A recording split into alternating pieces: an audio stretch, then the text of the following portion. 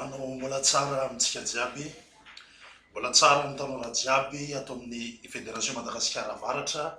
Salama tompoko, akory arô.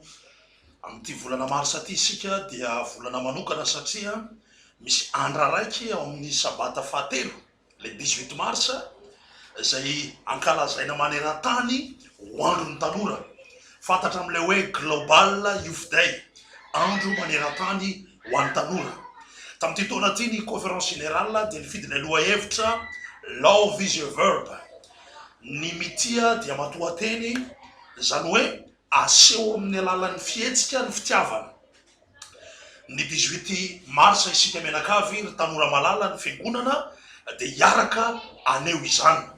Azadino fa Andriamanitra no naneo izany voalohany teto amin'izao tontolo izao, araky ny voalazan'ny Jaona 3:16, fa toy izao ny tiavan'Andriamanitra izao tontolo izao nomeny ny zanany latokany mba tsy ho very zay rehetra mino azy, ka hanaraka zay filamatra sy fomba n'Andriamanitra zay sika. Ka de n'izao sandra azy dia fa omany izay programa maventy izay.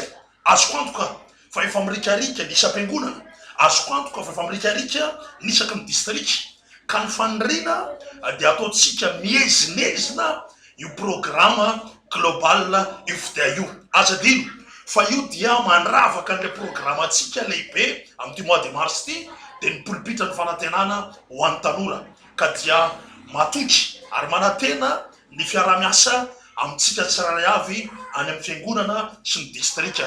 Azadino mandefa nitatitra na antsary na ampeo, ary indrindra raha vita video izany dia tena tsara indrindra, ka dia mirary mba hoeniky ny fitiavana ny toerana rehetra ato amin'ity Fédération Madagasikara Avaratra ity. Love is a verb.